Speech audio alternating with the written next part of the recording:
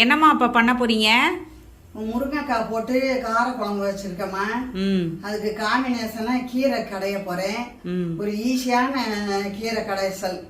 அதை நான் கீரை காமிக்கிறேன். அது வந்து எங்க அக்கா முந்தி புதுக்கோட்டையில செஞ்சது, நான் சின்ன பிள்ளையில பார்த்தது. அதை வச்சு இப்ப நான் செய்யறேன். சரி, கீரையை இப்ப காமிக்கிறேன். அந்த கீரை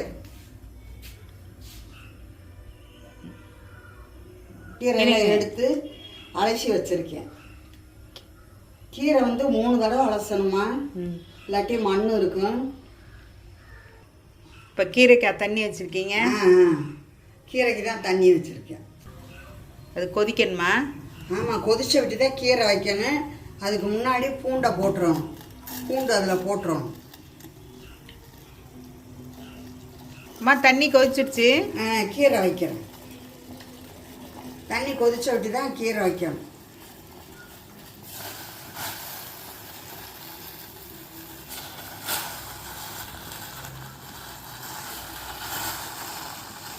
அரைக்கீரை கீரையை வச்சு மூடிடணுமா?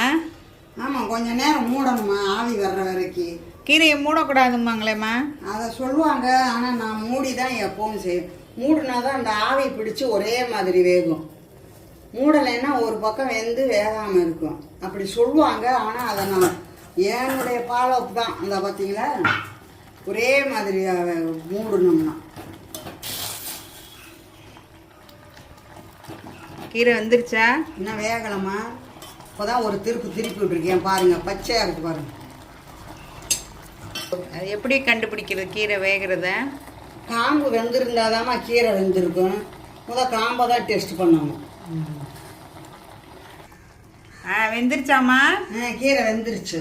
ஓகே. கீரை இப்படி வெந்த உடனே தொட்டு பார்த்து காம்பு வெந்த உடனே எடுத்துடணும், இல்லாட்டி கலர் மாறிடணும். இப்போ கலராக இருக்குது பாருங்கள், பச்சையா. இப்போ கீரையை ஆற வச்சுருக்கீங்களா? ஆமாம்மா, இந்த கீரை நல்லா பூண்டோட பாருங்கள், பூண்டோட ஆறுது. இந்த பூண்டு தான் இதுக்கு காரமே. இதை இப்போ உப்பு போட்டு மிக்சியில் அரைப்பேன் ஆறின உடனே. அப்புறம் உங்களுக்கு தாளித்து காமிக்கிறேன். கல் சட்டிலெல்லாம் கடைய முடியாதா? கல் சட்டியெல்லாம் கடைய முடியாதும்மா, கீழே உட்காந்து கடையணும். இப்போ அதெல்லாம் இந்த காலத்தில் அது சரிப்பட்டு வரல, மிக்சியில் தான் போடுறது. அப்போல்லாம் கடைஞ்சோம், இப்போ இல்லை. உப்பு போடுறேம்மா. உப்பு கொஞ்சம் தான் போடணும் கீரைக்கு. இப்போ கொஞ்சம் ஆயிடுச்சுல்லம்மா? ஆமாம்மா, ஒரு அரைக்கட்டு கீரை தான்மா. அரைக்கட்டு கீரை இல்லை, கடைஞ்சா கொஞ்சம் ஆயிடும்ல. ஆமாம் ஆமாம். பாரு, இப்போ தாளிச்சு காட்டுறேன். இப்போ தாளிக்க போகிறீங்க?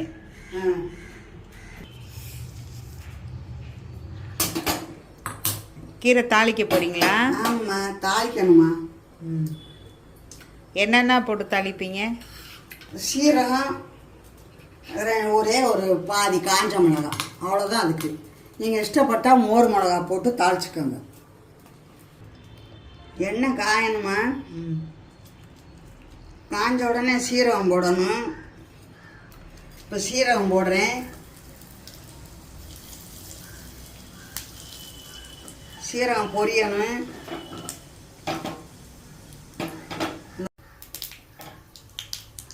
புரியுதா? தெரியுதாம்மா? தாங்க காஞ்ச மிளகா. இதுக்கு இவ்வளோதான், வேறு எதுவுமே கிடையாது.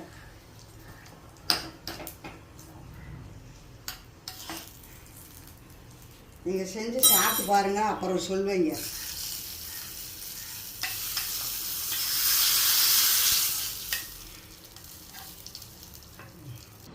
அரைக்கீரை கடைஞ்சிருக்கேம்மா. காரக்குழம்பு வச்சு அரைக்கீரை கடைஞ்சிருக்கேன். இருங்க, என்னென்ன போட்டுமா காரக்குழம்பு வச்சுருக்கீங்க? முருங்கைக்காய் போட்டு காரக்குழம்பு வச்சுருக்கேம்மா. முருங்கைக்காய் போட்டு காரக்குழம்பு வச்சுருந்தேன். அதுக்காக கீரை வந்து இது மாதிரி காம்பினேஷன் இது மாதிரி கடைஞ்சாதான் நல்லாயிருக்கும். நீங்கள் செஞ்சு பாருங்கள். ஸ்ரீலட்சுமி சேனலில் வரும் பாருங்கள். ஷேர் பண்ணுங்கள், லைக் பண்ணுங்கள், சப்ஸ்கிரைப் பண்ணுங்கள்.